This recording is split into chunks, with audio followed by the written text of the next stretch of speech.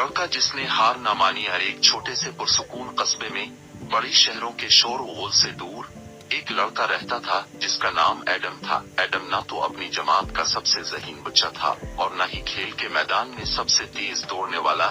जब भी वो क्लास में हाथ उठाकर कोई सवाल का जवाब देता, अक्सर वो गलत निकलता। जब भी वो अपने दोस्तों के साथ फुटबॉल खेलता तो ज्यादातर गोल मिस कर देता। उसके साथी इस पर हंसते थे।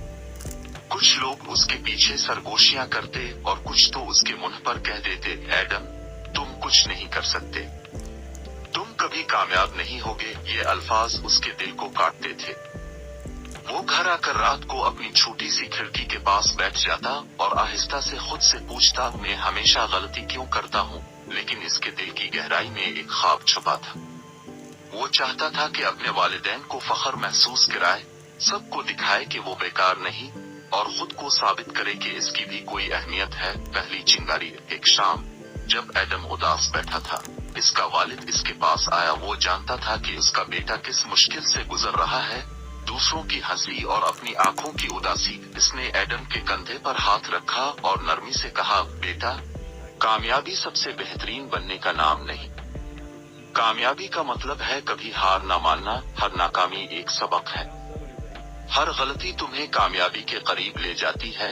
ये अल्फाज एडम के दिल पर ऐसे लगे जैसे अंधेरे में रोशनी की चमक। उसे पहली बार एहसास हुआ कि उसे कामिल बनने की जरूरत नहीं, बस कोशिश जारी रखनी है। छोटे कदम। अगली ही सुबह एडम ने फैसला किया कि वो बदलेगा। आहिस्ता आहिस्ता, कदम ब कदम, वो सूरज निकलने से पहले उठने लगा। वो छोटी किताबें उठाकर रोज 20 मिनट पढ़ने लगा, चाहे अल्फाज पर अटक भी जाए। वो अकेला मैदान में जाकर बार बार फुटबॉल खेलने लगा, चाहे कोई देखे या न देखे। शुरू में कुछ फर्क ना लगा।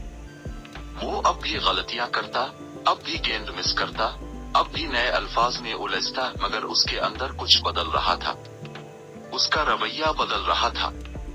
वो सब्र, हिम्मत और लगन सीख रहा था। दिन गुजरते गए, हफ्ते बदलते गए और एडम थोड़ा थोड़ा बेहतर होता गया। वो सबसे ज़हीन नहीं था, सबसे बेहतरीन नहीं था, मगर पहले से मजबूत जरूर बन गया था। ऐलान। एक माह बाद इस स्कूल में ऐलान हुआ, अगले हफ्ते एक बड़ी स्पेलिंग मुकाबला और फुटबॉल मैच होगा। सब तलबा हिस्सा ले सकते हैं। सब ने सरगोशियां की। एडम कभी हिस्सा नहीं लेगा, वो अपनी सुबकी गिराएगा। लेकिन सबको हैरत हुई जब एडम ने सीना तान कर कहा, मैं दोनों मुकाबलों में हिस्सा लूंगा। बच्चे हंस पड़े। कुछ ने आंखें घुमाई, कुछ ने सर हिलाया, मगर एडम सिर्फ मुस्कुरा दिया। अब वो उनकी हंसी से नहीं डरता था। बड़ा दिन, मुकाबला, हाल तलबा, असातिज़ा और वालिदैन से भरा हुआ था। स्पेलिंग मुकाबला शुरू हुआ। जब एडम स्टेज पर आया तो इसका दिल जोर से धड़क रहा था। हर राउंड के साथ अल्फाज मुश्किल होते गए।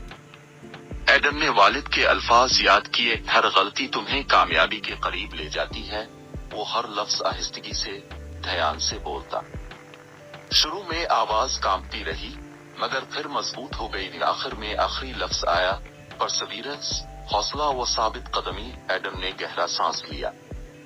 इसे अपनी सुबह की मशकें याद आए, वो सब दिन जब वो नाकाम हुआ मगर फिर भी कोशिश करता रहा। उसने पूरे एतमाद के साथ लफ्ज सही सी तेल कर दिया। पूरा हाल तालियों से गूंज उठा।